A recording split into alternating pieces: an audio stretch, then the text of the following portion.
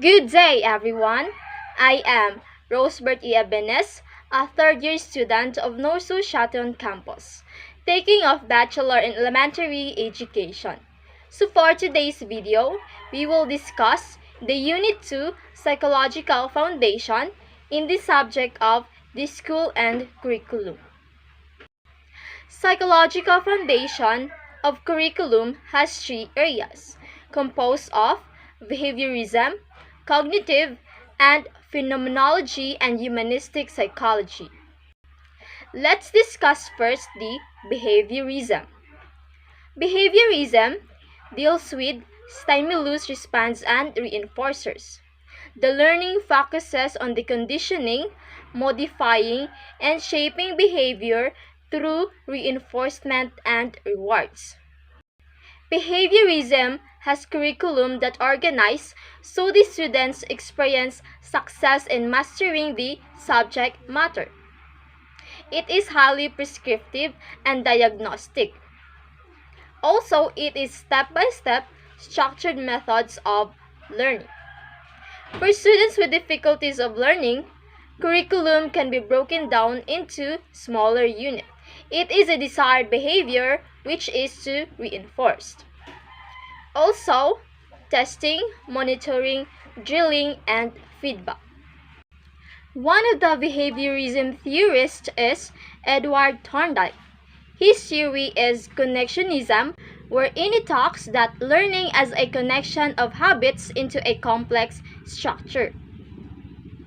There are three laws of learning, which are readiness. When the nervous system is ready, it leads to the satisfying state. Second is exercise, which is a drill's repetition and review. Last is the effect. It is rewards and the punishment. Next theorists are Ivan Pavlov and John Watson. Their theory entitled Classical Conditioning, where the strength of the association, stimulus, respond band depends on the conditioning of the respond and the stimulus. Next is Boris Frederick Skinner. His series is called operant conditioning, wherein operant behavior is the emitted response seemingly unrelated to any specific stimuli. Next series is Albert Bandura. Albert Bandura's theory of behaviorism is called observational learning, wherein the behavior is learned through modeling and observation. Next is Robert Gagné. His theory is about hierarchical learning, wherein the behavior are based on prerequisite condition and result is a cumulative process of learning. So that are the theorists of behaviorism psychology. Now, let's move on to the second area of psychological foundation, which is the cognitive psychology. When we talk about cognitive psychology, it focuses on the information, processing, and interactions with the world. The learning process focuses on students' developmental stages and multiple forms of intelligence, problem solving, critical thinking, and creativity. The characteristics of the cognitive psychology, where the environment influences cognitive growth and development of the students. The interest in the amount and type of the information and knowledge people possess and how it modifies further cognitive actions. Also, it focuses on how individuals process information and how they monitor and manage their own thinking and the results of their thinking. It also connects intelligence and mental development, where textbooks and workbooks as the sources of instruction and conducive to critical, creative, and intuitive thinking. So here are the theorists of the cognitive psychology, namely, first is Maria Montessori. Her theory about cognitive is the structured play, where it emphasizes on visual and auditory activities. Next theorist is John Piaget. John Piaget developed the cognitive stages of development, where the cognitive stages of development has four cognitive hierarchical stages that sequence the progress of mental operation. Next theorist is Lev Vygotsky.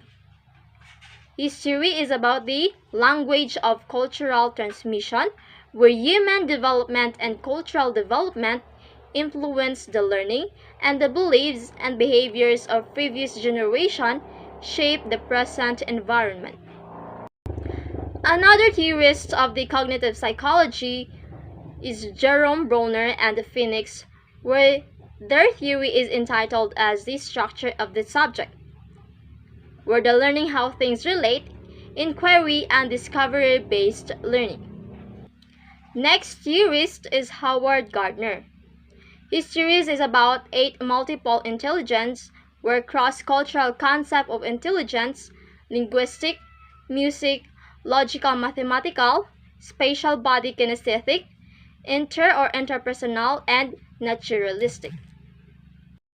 Next theorist of cognitive psychology is Joy Paul Guilford, where his theory is about 120 potential cognitive processes where the structure of intellect is three-dimensional. Another theorists are Robert Innes, Matthew Lipman, and Robert Sternberg, where their theories entitled Critical Thinking, which is teaching students how to think, make generalization, draw conclusions, make inferences, cause-effect, and the analogies and assumptions. Those are the theories of the cognitive psychology. Now let's move on to the phenomenology and humanistic psychology. Considers the whole child, his or her social, psychological, and cognitive development. The learning focuses on students' needs, attitudes, feelings, and the self-awareness. The way we look at and understand ourselves is essential for learning. It entails more alternatives in learning. It also subjective curriculum, where individuals' experiences are accessible to others through inferences. Learning focuses on the student's needs, attitudes, feelings, and self-awareness. One of the theories in the phenomenology and humanistic psychology is Abraham Maslow, which is the human needs. Human needs talks about the survival and psychological well-being depend on 6 hierarchical needs. These needs influence the behavior of the learners. Next is Carl Rogers. It talks about the freedom to learn. The students are encouraged to be open, self-trusting, and self-accepting. So those are the theorists of the phenomenology and humanistic psychology. Each theory of learning is incomplete by itself, but all 3 theories have something to contribute to explain various aspects of how behavior and learning in classroom and school. Readers should come to their own conclusions about what aspects of each theory they can use for their own teaching and curriculum development. So that's all for today's discussion, which is the psychological foundation. I hope that you have gained enough knowledge in this discussion. Thank you for watching and God bless.